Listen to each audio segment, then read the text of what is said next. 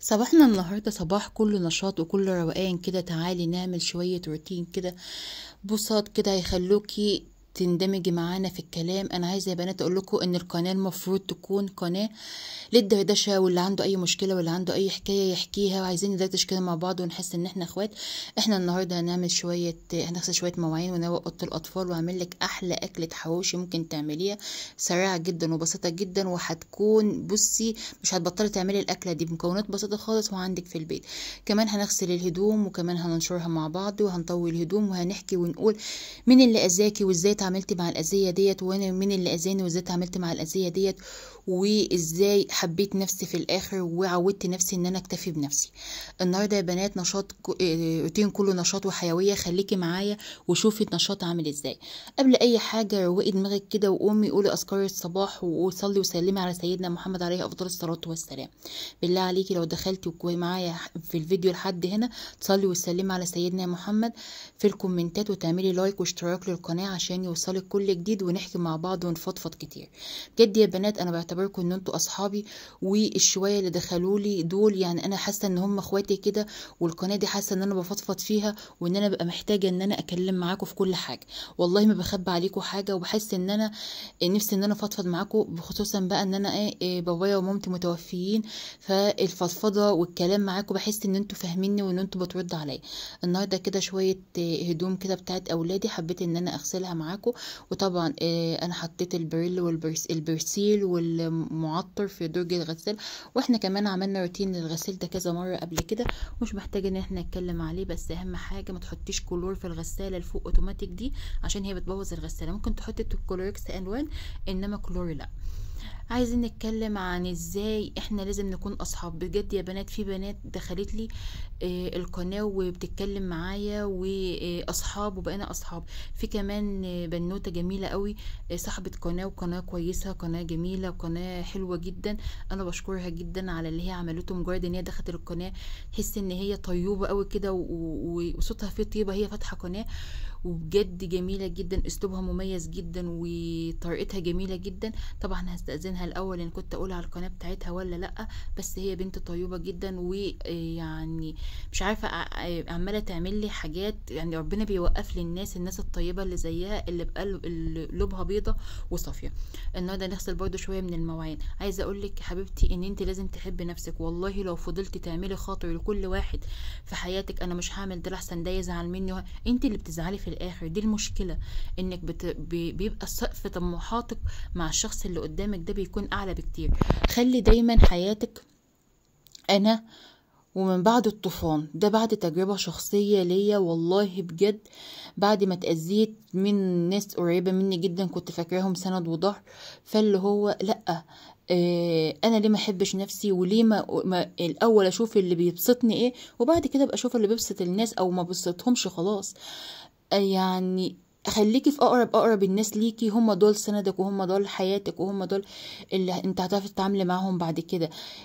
خلي زعلك وسندك لناس تكوني واثقه فيهم، وما تثقيش قوي، ما تثقيش قوي.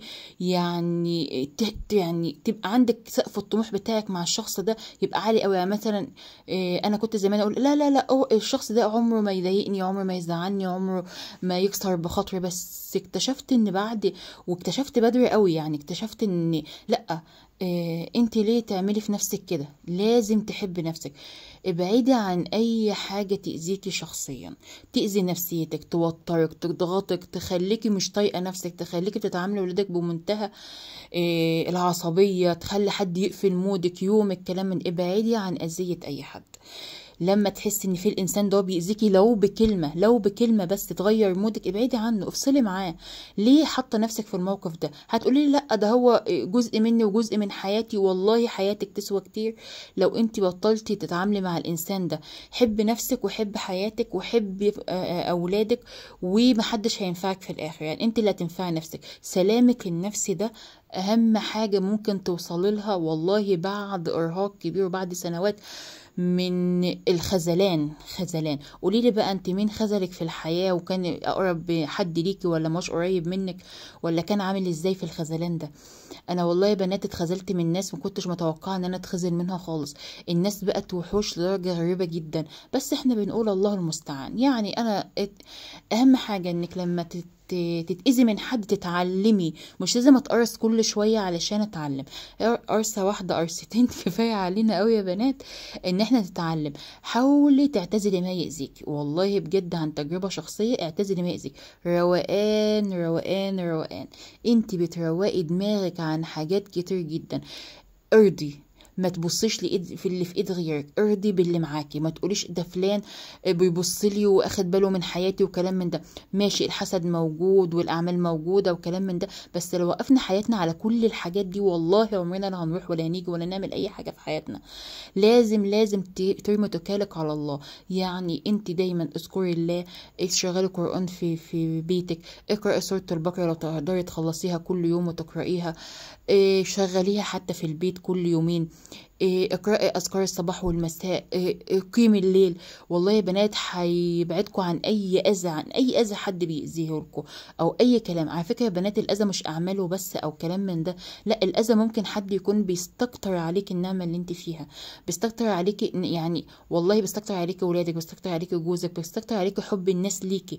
فاللي هو لا لا لا، مش عارف ايه، ما تتكلميش مع كل الناس في كل حاجة وفي الآخر تقولي ده الناس بتحسدني او الناس بتتعامل معايا ان انا مثلا بتكلم معاهم في كل حاجه. لا، ما تتكلميش في كل حاجه، خلي دايما ليكي اسرار، وخلي دايما ليكي خصوصيه. كل انسان فينا ليه صندوقه الاسود اللي مش هينفع يفتحه لاي حد مهما كان. خلصت المواعين ودخلت بقى على اوضه النوم بتاعه الاطفال بتاعه اولادي. يعني انا كنت شايله السجاد بتاعه، كنت شايله السجاد الشقه كله، فكنستها كده وهمسحها كمان، ومسحت الخشب بتاعها وروقته. ف ولمعت كده البلاط. طبعا انت عارفه وانا حكيت لك قبل كده انا عايشه في دور ارضي، بس الشقه في منطقه ريف، بس جميله وواسعه ما شاء الله، يعني مش ضيقه ولا حاجه، وحاطه فيها حاجتي براحتي. ده يا بنات اوضه الاطفال. حتى السرير الناحيه دي والسرير الناحيه التانية، بس للاسف علشان كمان دور ارضي وكده، فالحيطان الدهان بتاعها واقع وكده. بس الله المستعان، عادي. هبقى بعد كده لما ربنا يرزقني كده شويه هجيب بقى لزق للحيطه، واللي هو عامل زي الورق بتاع الحائط ده احطه عليه. ده دولاب الاطفال انا مسحته. وطبعا الخلطه اللي انا قايله لك عليها، الخلطه السحريه بتاعتنا، اللي هي شويه من زيت الزيتون وشويه من الخل وشويه من الميه وشويه معطر، هيخلوها زي الفل. طبعا اوضه الاطفال زي ما انت شايفه كده، فرشه السرير اهيت بملايات، بس ملايات مش جديده قوي يعني، علشان انا شايله الفرشه بتاعه الارضيه فبتتبهدل. ده الدولاب بتاع الاطفال 4 ظرف، وده شباك، وده شباك تاني بس معمول حديد من الناحيه دي، علشان خاطر هو في شارع ضيق يعني، فهم عاملينه حديد. انما الشباك ده مش معمول له حديد ولا حاجه، على منطقه زراعيه كده. شايفين الشباك انا عاملاه كده بتاع، لان معمول حديد وازاز بس ملوش شيش. طبعا شايفه الحيطان متبهدله خالص من الرطوبه. بس هجيب لزق بقى والزقه معاكم كده وتقولوا لي رايكم ايه. عايزه اجيب لزق نفس لون الحيطه وكده. بعد ما غسلت نشرت بقى، وده النشير بتاعي اهوت. بحب كده، مع ان انا في منطقه زراعيه ودور ارضي، بس بحب اوضب النشير بتاعي كده واروقه، بحس ان انا مبسوطه قوي. شايفه قدامك الزرع قدامك الهوا.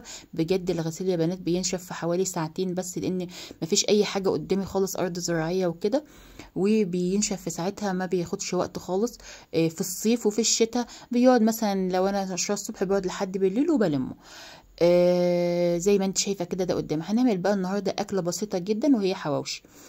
الحواوشي ده جايبه كيلو دقيق، وخلي الدقيق بتاعك يكون دقيق كويس، هنخله كده. والله هو دقيق نضيف جدا، الاصيل ده بالذات يعني.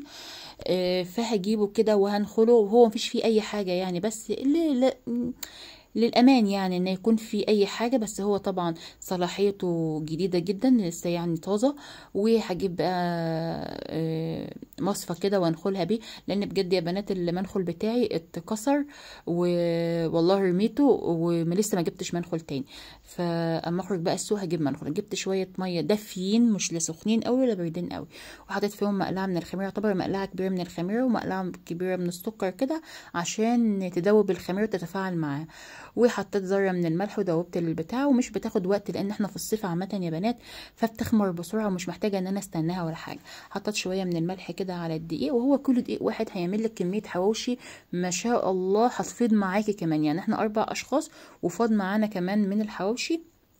فاللي هي اكله كده على السريع والله، ما بتاخدش وقت خالص يا بنات، وسهله جدا وبسيطه، والاولاد بيحبوها. يعني الصيف ده مش محتاج رز بقى وطبيخ وكلام من ده، عايز حاجات نواشف وكده، واللي هو عيش. يعني اعملي لهم عيش وهم ياكلوا. انما رز وطبيخ وخضار وشوربه وكلام من ده لا والله، الاولاد بيقوموا من غير ما بياكلوا، بيبقوا زهقانين كده ومش حابين الاكل. فهتحطي بقى ميه دافيه، احنا في الصيف عامه يعني، وتدفيها حاجه بسيطة يعني مش دايما يعني. وتحطي بقى على العجين لحد العجينة ما تلم معاكي، اللي هو ما تسيبهاش بقى لما مثلا تحطي بقى كل المية وكلام من ده، احنا بنقعد نحط شوية بشوية صغيرين لحد العجينة ما تلم معاكي. واحسن حاجة واهم حاجة في موضوع العجين ده او الحواوشي ده، انك تعجيني العجينه جامد جدا، يعني تخدميها خدمه جامده جدا. يعني بعد ما تلميها كده في البوله، هتجيبيها على الرخامه وتفضلي تلتي وتعجني فيها، تلتي وتعجني فيها، ما تسيبهاش يعني. بصي خليها كده تبقى شبه اللبانه كده في ايدك، وتمطي كده في ايدك. وعايزينها بصي عجينه الحواوشي يابسه يعني جامده ناشفه او سايحه، هي شغاله معاكي ما تخافيش منها والله. يعني احنا ممكن في ناس بتجيب العيش اللي هو العادي من الفرن عادي وتحط فيه اللحمه، بس انا بحب اعمل العيش العجين في البيت، بيبقى له طعم مميز جدا. يعني بصي العيش يتاكل حاف من غير اللحمه، يعني من غير لحمه الحواوشي والله بناكله حاف كده من غير اي حاجه، لما بيكون حته كده مفيش فيها حواوشي وكلام من ده، بيبقى طعمه حلو جدا. انا حطيت شويه من الزيت وهلم كده العجين وافضل افرد واتني فيها واشيل واحط فيها لحد ما احس ان هي اتلمت معايا وما عادش فيها فراغات. يا بنات بتعرفي العجينه اتلمت معاكي ازاي؟ لما تحسي ان هي ما عادش فيها حاجات بتتقطع، يعني بقت كتله واحده. حطها في البوله كده تاني وغطها بكيس بلاستيك، وحط عليها طرحه او اي حاجه خفيفه كده، لان احنا في الصيف، وحطها في المطبخ. والحمد لله يعني المطبخ بتاعي ساونا لوحده، يعني هيخليها تخمر هتخمر. جبت كام بصلايه معايا، نص كيلو من اللحمه، جبت 3 بصلات كده وفرمتهم في الكبه، وجبت طماطميتين، وجبت فلفل حراق وفلفل فلفل اللي هو العادي اللي هو التخين ده اللي هو الرومي. فرمت الفلفل الرومي مع الفلفل الحراق، وما كترتش فلفل حراق يا بنات عشان بنوت الصغير. وكمان بشرت الطماطم، كل ده في الكبه، يعني اعملي كل الكلام ده في الكبه. وبعد كده هجيب نص كيلو اللحمه اللي عندي واحطه. انا عايزه اقول لك يا بنات ان اصلا نص كيلو لحمه على الكيلو العجين، يعني مليت الرغيف لحمه، وفاض كمان معايا عجين من مش عجين بقى، فاض معايا من تتبيله الحواوشي ديت او اللحمه ده، وحطيتها في الفريزر. سبتها اليوم تاني ابقى اجيب بقى عليها واكمل واعمل اكله. او لو عيل مش بيحب اكله معينه يعني، اجيبه واحط له في الرغيف بقى من اللي هو العادي خالص، مش عاجن بقى عشان خاطر هو لوحده. فهجيب بقى الرغيف عادي واحطه له واحط فيه حته من اللحمه كده، واعمله في الطاسه عادي او في البتاع. انا يا بنات بعمل الحواوشي في فرن البوتاجاز، او على العين البوتاجاز، والله ماش فارقه. انا حطيت التوابل الباقي، حطيت اللحمه وحطيت كزبره، حطيت فلفل اسود، حطيت بهارات مشكله، وحطيت كمون، وحطيت كمان لو عندك بابريكا حطي، وبهارات لحمه. هدمجهم مع بعض. واهم حاجه يا بنات تعجنيها برضو عجين كويس جدا. عايزه اقول لك ان الاكله ديت ممتازه جدا، والعيال مش هيبطلوا يخليكي تعمليها. عندك فلفل الوان حطي، عندك اي حاجه حطي، ولو عود شبت حطي، بصي كل حاجه تحطها فيها. ولو انت بتحبها بالجزر حطي، مفيش مشاكل خالص. اهم حاجه تعجني العجينه ديت كويس جدا، وتحطيها في التلاجة لمده نص ساعه قبل ما تحاولي انك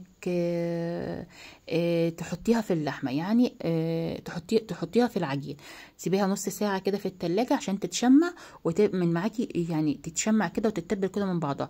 العجينه لينه معايا هي بنات، بس مفيش اي مشاكل. ادهني ايدك زيت، والصينيه اللي انت بتحط عليها ديت زيت، واخلص كل الكميه كده. ولو دهنتي ايدك زيت مش هتلزق معاكي ومش هتتفرد معاكي، يعني مش هتفرشح معاكي. فهتدهني الصينيه زيت، وهتدهني ايدك زيت، وهتتلم معاكي وتعمليها كور كده على قد ما انت محتاجه ان انت تعملي الكور، او قدها قد ايه. شوفي انت محتاجه تبقى قد ايه. طبعا عملتها كلها وفض حته صغنونه كده، اديتها لبنتي بتحب هي تقعد تفرد وتعمل قرص وكلام من ده، من حته عجينه صغيره كده. اكيد طبعا ولكم بيحبوا يلعبوا بالعجين. برضو كورت اللحمه على قد الكور بتاع، وفاض معايا، بقول لك فاض معايا شويه حلوين والله، عندهم في الفريزر لاي وقت تاني. تمسحي كده الرخامه وتجيبي شويه من الزيت وتبداي تفردي العجينه حته حته. ما تقلقيش لو هي مثلا مش متظبطه معاكي ولا حاجه، انت تفرديها وبمنتهى السهوله خالص، وتحطي فيها اللحمه وتتنيها وتظبطيها وتحطيها بقى على صينيه، تحطها في صينيه او صاج مدهون زيت يا بنات ومن تحت، وما تحطي كل الكميه، تدهني بالفرشه كده. انا عايزه اقولك ان احنا مش بنعمله في زيت كامل، يا دوب بس بتدهني الصينيه او الصاج زيت، وما بتحطيها بتدهني عليها كده زيت من فوق بس. احنا مش عايزين تبقى فيها كميه زيت عشان ما تتعبش معدتنا ونبقى متضايقين منها، طبعا كتر الزيت بيبوظ الدنيا. زي ما انت شايفه كده حطيتها في قارب ودهناه الزيت، وبعد كده بدهن كمان الحواوشيايه بالزيت، بحطها يا بنات في الفرن وبقلبها. اما تحمر من تحت بقلبها الناحيه التانية تحمر كمان من الناحيه التانية، او تحطها تحت الشوايه زي ما انت عايزه، بس انا بفضل ان انا اقلبها تاني علشان تستوي اكتر. لو هتعمليها بقى على عين البوتاجاز هتحطها في القارب كده وتغطيها بغطا او صينيه، وبعد كده يا بنات تقلبيها. لازم تغطيها يا بنات لو هتعمليها على عين البوتاجاز، تغطيها علشان اللحمه اللي جواها تستوي. هتشوفي بقى الطريقه دلوقتي والشكل عامل ازاي. ده الشكل النهائي بتاعي. عايزه اقول لك ان هي مقرمشه من بره وجوسي من جوه، والعجينه هشه جدا ولينه جدا معاكي، تتاكل كده حاف. عايزه اقول لك ان هي والله كانت طالعه تحفه تحفه تحفه. العيال حبوها جدا. لو وصلت معايا الفيديو هنا اعملي لايك جميل للفيديو، واعملي اشتراك كمان للفيديو عشان يوصلك كل. هعمل لك بصي اكلات اقتصاديه واكلات على طول. يعني احنا عملنا من نص كيلو لحم مفروم، عملنا غدوه شوفي قد ايه، وكمان فاض منها. لو انت عامله اكله والاولاد ما بيحبوهاش او في طفل منهم مش بيحبها، هتجيبه وتعملي في عيش عادي. شايفين يا بنات الدخانه طالعه منه ازاي، واللحمه مستويه جدا. شايفين اصلا سمك البتاع عامل ازاي، هي اصلا تتاكل حاف والله يا بنات، مع شويه مخلل بقى وشويه طحينه وخيار، وكانت الدنيا مظبطه جدا، وشويه من البيبسي كده، واكلنا وشبعنا والحمد لله على نعمه ربنا. ويا رب يديمها نعمه كده ويحفظها من الزوال. دي كان النهارده الفيديو بتاعنا، وخلصت كده الحواوشي بتاعي والغدا بتاعي، وغسلت المواعين بعد كده. وبدات ان انا لما اجي بقى اخر النهار كده قرب المغرب، حاولت ان انا بقى لميت الهدوم بقى اللي انا نشراها، وهي كانت اتهوت بقى خلاص ونشفت، فشلتها وبدات ان انا اطوي فيها. عايزه اقول لكم يا بنات ان والله من احسن الحاجات في الدنيا كلها حب الناس ليكي. حب الناس ليكي في كل حاجه بيبقى دايما مختلف. انا عايزه اقول لك ان حب الناس، ان ما حد يدعي لك لما تعملي حاجه كويسه لحد، او انك تكلمي كلمه لحد او تجبري بخاطر حد، والله بيفرق جدا جدا جدا في كل حاجه زي ما قلت لكم يا بنات. وبعد كده جبت الهدوم وطوتها وبحط كده زي ما انت شايفه الهدوم ديت مع دي. انا عايزه اقول لك يا بنات استكمالا لكلامنا، انك حب نفسك واعتزلي اللي يأذيكي مهما كان قريب منك. والله العظيم بجد انت ترتاحي نفسيا. ما تخليش حد يضغط عليكي نفسيا ويخليكي في مود مش مودك، وتخليكي في حياة غير حياتك. انت تستاهلي انك تحب نفسك، تستاهلي انك يعني تبعدي عنها اي اذيه. محدش هيبعد عنك الاذيه غير نفسك انت وبس. فخليكي دايما حابه الناس، وحبي نفسك اكتر من اي حد، اكتر من اي حد. عايزه اقولك مش مفيش اي حد يعلى عليكي مهما كان، لان في الاول وفي الاخر انتي ادرى بنفسك وادرى بحياتك وادرى بظروفك وعامله ازاي. النهارده كان فيديو سريع جدا، فيديو اتكلمنا فيه عن حاجات كتير. احب ان انت تقولي لي في الفيديو او في الكومنتات انت تعرضتي الاذى من مين او مين اللي اذاكي. ودايما احنا عايزين يا بنات القناه تبقى دايما نتكلم فيها ونقول مشاكلنا ونحكي، ولو في حاجة مشكلة ولا حاجة نحاول ان احنا نحلها ونتكلم ونقول. عايزين القناة تكبر بيكم وليكم يا بنات. وبجد شكرا لكل البنات اللي عملوا معايا حاجات جميله جدا، وفي الكومنتات بتاعتكم جميله جدا وبتبسطني والله. يا رب كده اكون عند حسن ظنكم، ويكون القناه تكبر عشاني وعشانكم. والله بجد بحس ان انا في وسط عيلتي بتكلم بحكي براحتي، ما فيش اي تقيد او مفيش بحس ان انا بتكلم عادي زي ما بتكلم مع نفسي او بتكلم مع اي حد قريب مني جدا. فبجد القناه بتتيح للواحد ان هو يتكلم في اي حاجه نفضفض عن الكلام. طبعا ديت الاوضه الكبيره، كنت لسه هشيل الفرشه بتاعتها ديت وافش السرير تاني، وكمان كنت لسه ما عملتش البتاع. طبعا بنوتي اللي كانت بتصور. والسلام عليكم ورحمه الله وبركاته.